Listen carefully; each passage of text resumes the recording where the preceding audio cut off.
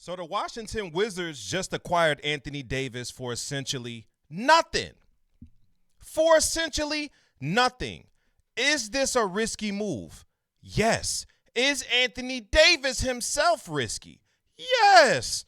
Do the Washington Wizards give a damn? Absolutely not. And I'm going to tell you why. But before I do, make sure you guys hit that sub button if you love hot takes and great debates, right?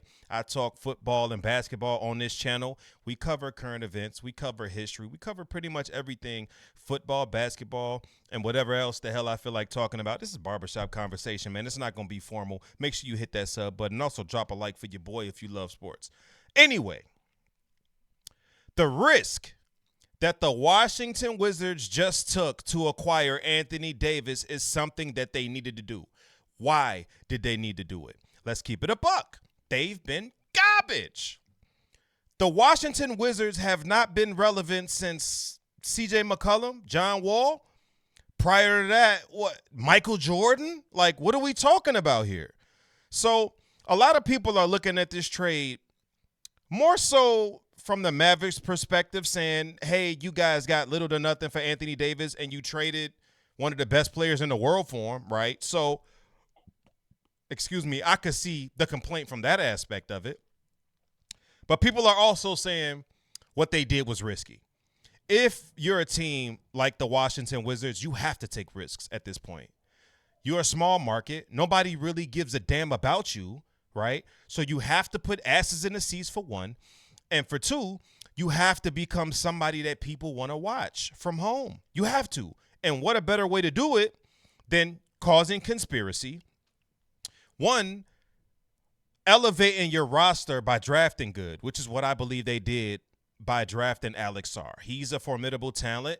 At first, I didn't see it. I thought he was a poor man's Karl Anthony Towns. I didn't like his play style.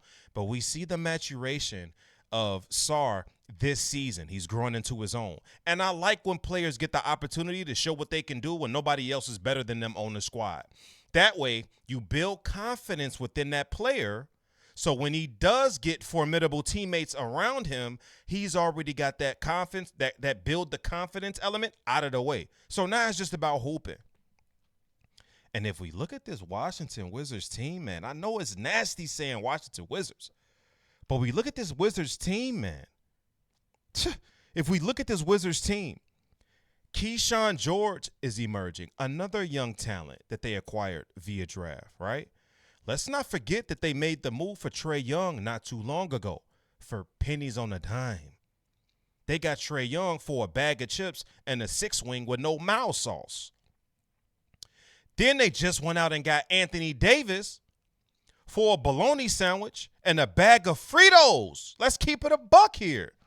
So now we're looking at a roster that pertains an all-star, perennial all-star level talent in Trae Young, in which it seemed like Atlanta was sick of. They didn't want him. So what does that do for a player of his caliber? It reboots him. It makes him believe, I got something to prove now. Oh, y'all don't rock with me? Y'all don't rock with me no more? Okay, watch this. So now he got a chip on his shoulder the size of a golden nugget, right? So now we just talked about George. We just talked about Trae Young, chip on his shoulder. We just talked about Alex Sarr, his emergence, building the confidence within the scheme, the system, right? So when he gets formidable teammates around him, the confidence factor is already there. So now he only got to worry about going out there and being himself, and that's hooping.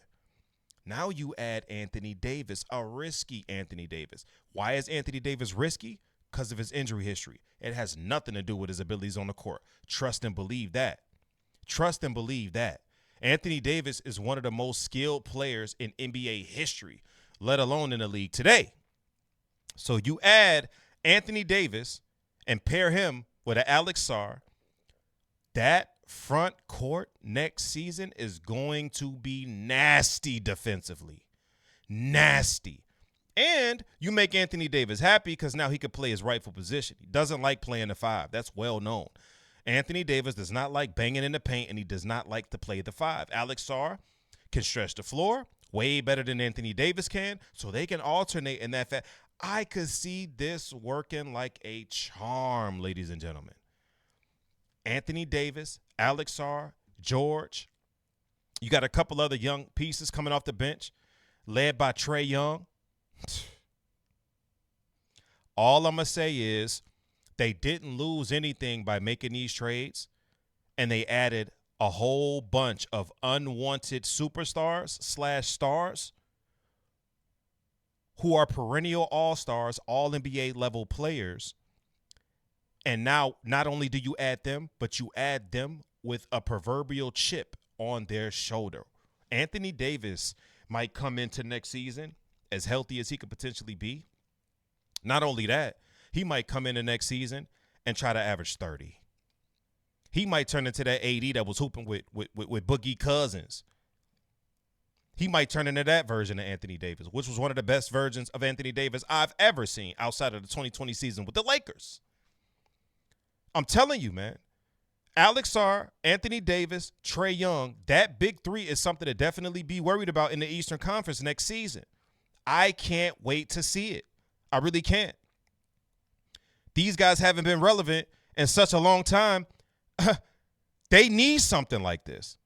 And what a way to go out and do it than to take a risk and trade for some unwanted superstars, and let's see what happens.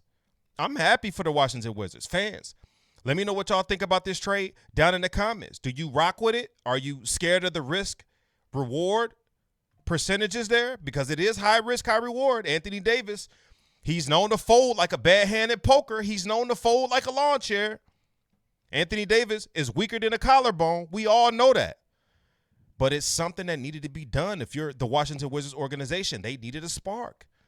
They needed something for the fans to look forward to, and now they have it. So, I mean, there's nothing more to say about the Wizards and the moves that they made so far with this half of the season trade deadline approaching. I love the moves. I love the moves. I love the moves. Wizards fans, let me know what y'all think down in the comments, the high risk, high reward factor of it. Also, if you enjoy this type of content and us rapping, us having a conversation, I'm covering everything sports related, especially dealing with this trade deadline in multiple videos. Make sure you drop a sub so you don't miss out. Also, don't forget to leave a like on the video, man. Shout out to the Wizards, man, for these moves that they're making. And as always, OG out. I appreciate you guys for tuning in. If you enjoyed the video, don't forget to hit that sub button. Also, drop a like on the content. And while you at it, check out these two videos you see on the screen. OG out.